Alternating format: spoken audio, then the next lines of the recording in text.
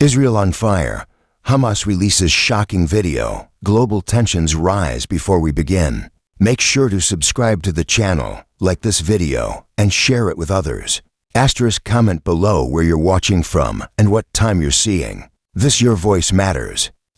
Now brace yourself, what you're about to hear could change the way you view the Israel-Palestine conflict. A new video just dropped, and it has shaken Israel to its core. The US is watching. The world is reacting. Let's break it down. A newly released video by Hamas has triggered massive unrest across Israel. As the footage circulates, America has been put on high alert, and Israeli citizens have taken to the streets in outrage. For the first time in nearly 2 years, Israel is witnessing protests of this magnitude. You're seeing the images now, masses of citizens, flags waving, voices raised. Efforts by the U.S. ambassador to calm the public have been unsuccessful. The people are furious and they're not listening. Meanwhile, Hamas has announced yet another military offensive.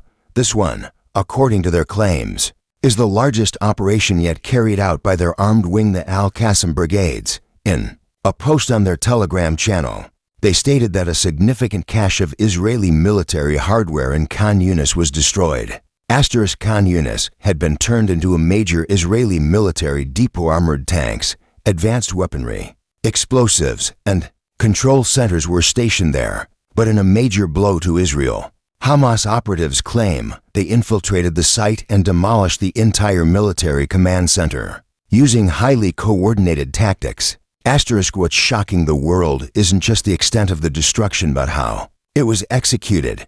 Despite nearly 2 years of direct conflict, Hamas still possesses the intelligence and strength to penetrate Israel's securest facilities. It raises serious questions. Where is this power coming from? How are they still planning such advanced strikes? Alongside this, Hamas has introduced a new ceasefire condition. Previously, Israel dictated the terms. Now, Hamas is asserting its own. The ceasefire and prisoner exchange will happen only if their demand is met. Otherwise, the fighting continues. On the economic front, Israel is facing mounting damage. The economy is reeling. The Tel Aviv Stock Exchange is in freefall. Investors are nervous. International markets are watching closely. But Hamas didn't stop there. A second video was released just today. This time, it's more disturbing than the last. The footage contains footage of Israeli prisoners emaciated, frail, and unrecognizable. Some appear so malnourished they seem to be only skin and bones, as if they've been without food for years. Several of these hostages reportedly hold dual citizenship, including American, German, and other European nationalities. Hamas claims that they're feeding the prisoners from their own scarce food supplies, citing that even they don't have enough to eat. This sparked another wave of protests in Israel. Families of the captives, supported by a growing segment of the population, are calling on Prime Minister Netanyahu to negotiate at any cost. Their message is clear: bring our people home. Yet, Netanyahu remains firm. His refusal to negotiate has only intensified the protests. In response, former U.S. President Donald Trump dispatched U.S. official staff to Israel in a last-ditch effort to calm the public and assure them that negotiations were ongoing. But the Israeli people didn't buy it. Even as pleaded with protesters to return home and promised a ceasefire was near. Citizens demanded immediate action, deal with Hamas, and bring our hostages back. According to the latest estimates, over 50 Israeli hostages remain in Hamas custody. While some are believed to be alive, the actual number remains unclear. The U.S. media has speculated that 30 are dead and 20 are alive, but Hamas disputes these figures, claiming most are still alive and will not be released without a deal. Meanwhile, back in Khan Yunis, the destruction continues. Israeli forces had turned the district into a fortified weapons depot. Tanks, drones, bombs, and rifles were stored deep within a secure perimeter. But according to Hamas, they had already uncovered this location long ago. Using surveillance and intelligence, Hamas claims they mapped out the entire Israeli setup. Then, Using a multi-layered tunnel network, they planted explosives under the facility. A remote detonation later, and the entire compound was obliterated. If confirmed. This would be the largest military loss for Israel since the conflict began. However, the Israeli government has yet to officially respond to these claims. Adding to the tension.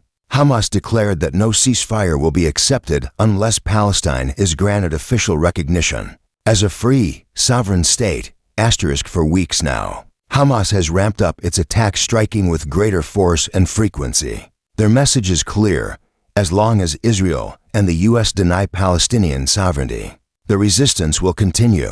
Historically, Israel has set to non-negotiable conditions. 1. Hamas must be completely removed from Gaza. 2. No Hamas member can participate in any future Palestinian government. In return, Hamas has consistently rejected these terms. They've insisted, Gaza is ours and we will not leave. International pressure is mounting. Delegations from Egypt, Jordan, Saudi Arabia, and the Arab League are urging Hamas to compromise. The United States and Israel have proposed a limited, 60-day ceasefire, during which all hostages would be released. But the catch, after 60 days, military operations would resume. Additionally, Hamas would be forced to leave Gaza entirely. Hamas has called this deal humiliating and unacceptable. They vowed to continue fighting. At the same time, international support for a Palestinian state is growing. Countries like France, Spain, Malta, and the UK have either recognized or pledged to recognize Palestine in the coming months. Even Saudi Arabia has made it clear it will not formally recognize Israel unless Palestine is granted full statehood, and Israel withdraws from occupied territories based on the 1967 borders. Now, the biggest obstacle lies within the UN Security Council. For Palestine to gain official recognition, none of the 5 permanent members can veto the proposal. For China, Russia, France, and the UK are reportedly on board. Only the United States stands in opposition. Under growing pressure, U.S. officials have hinted that they may withhold their veto, but only if Israel agrees. This puts the power squarely in Netanyahu's hands. And now, Hamas has flipped the script. They've issued an ultimatum: if Israel wants peace, it must accept Palestine's right to statehood. Negotiations have reached a boiling point. And with each passing day, it becomes clearer this isn't just about land. It's about pride, identity, and global power. As the world watches, one question remains: will peace come through diplomacy, or will it be forced through devastation? If you found this video informative, hit that like button, subscribe, and turn on notifications so you don't miss the next update. Comment your thoughts. Should the U.S. recognize Palestine? What's your stance on the latest Hamas operation? Share this video so others stay informed. This is an unfolding story. We'll bring you the truth unfiltered and direct. Stay safe, stay aware.